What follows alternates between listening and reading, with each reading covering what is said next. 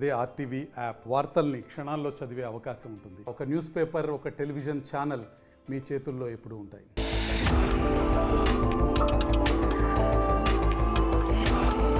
ఆస్తుల కోసం అన్నదమ్ముళ్లే కాదు, అమ్మ నాన్నలను కూడా కడతీర్చుతున్నారు కసాయి కొడుకులు. వాళ్ల కడుపున పుట్టి కాసుల కోసం అదే కడుపును చీల్చుతున్నారు. దెబ్బ తగలగానే అమ్మ అని పిలిచేవాళ్లు ఇప్పుడు వాళ్లు కొట్టే దెబ్బలకు అమ్మలు బలైపోతున్నారు. తాజాగా ఆస్తి కోసం అమ్మనే అత్యంత కిరాతకంగా చంపిన ఘటన సంగారెడ్డి జిల్లాలో కలకలం రేపింది.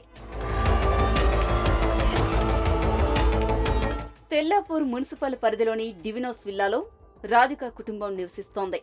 ఆమెకు భర్త, 2 కొడుకులు. పెద్ద కొడుకు వివాహం జరగ్గా తన ఫ్యామిలీతో వేరుగా ఉంటున్నాడు. చిన్న కొడుకు కార్తీక్ రెడ్డి కొంతకాలం డీజే ఆపరేటర్ గా పనిచేసి ప్రస్తుతం ఖాళీగా ఉంటున్నాడు.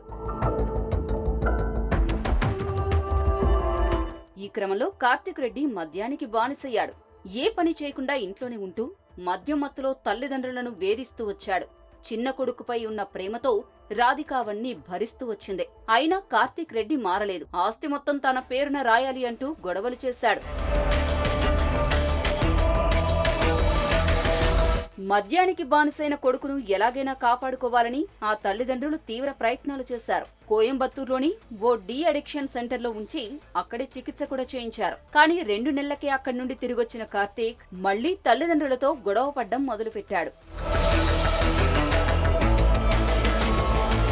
ఈ క్రమంలో సోమవారం తెల్లవారుజామున తండ్రి ఇంట్లో లేని సమయంలో తల్లితో ఆస్తి కోసం మరోసారి గొడవపడ్డాడు కార్తీక్. తల్లి మాత్రం నచ్చజెప్పే ప్రయత్నం చేసింది. అప్పటికే విచక్షణ కోల్పోయిన కార్తీక్ కత్తులతో తల్లిపై దాడికి దిగాడు. కన్న తల్లి అన్నది మరిచి కత్తితో విచక్షణారహితంగా పొడిచాడు.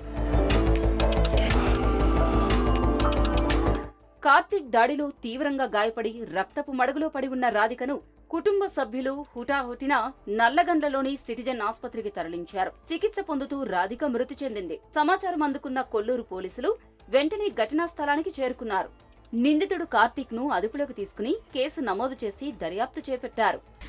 ఆస్తి పంపకాలు జరపాలా, నాకు ఇచ్చేస్తే, నాకు వచ్చిన ఆస్తి నాకు ఇచ్చేస్తే నేను బిజినెస్ చేసుకొని బతుకుతాను అంటని చెప్పి తల్లిదండ్రులతోటి వాళ్ళ అన్నయ్యతోటి గొడవ పడుతుండేవాడు. దీనికి తోడు తను బాగా తాగుడు కూడా బానిస అవ్వడం జరిగింది.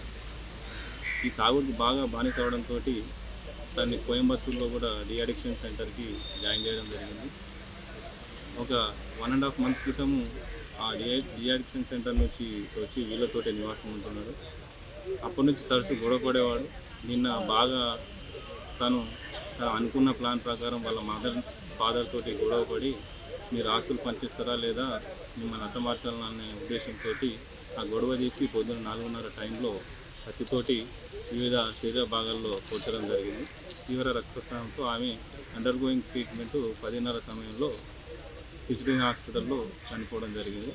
మేము ఈ అటెంప్ట్ మర్డర్ కేసుకి కన్వర్ట్ చేసి ఇన్వెస్టిగేషన్ చేస్తున్నాం. చూసారా, నవమాసాలు మోసి అల్లారు ముద్దుగా పెంచుకున్న కొడుకే తల్లి పాలిట యముడిలా మారాడు.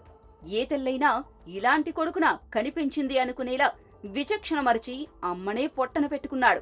ఆస్తి కోసం అమ్మ కడుపునే చీల్చాడు ఆ కిరాతకుడు. మరిన్ని వీడియోస్ కోసం ఛానల్ ని సబ్స్క్రైబ్ చేయండి. లేటెస్ట్ అప్డేట్స్ కోసం వాట్సాప్ ఛానల్ ని ఫాలో అవ్వండి. ఆ లింక్ డిస్క్రిప్షన్ లో ఉంది.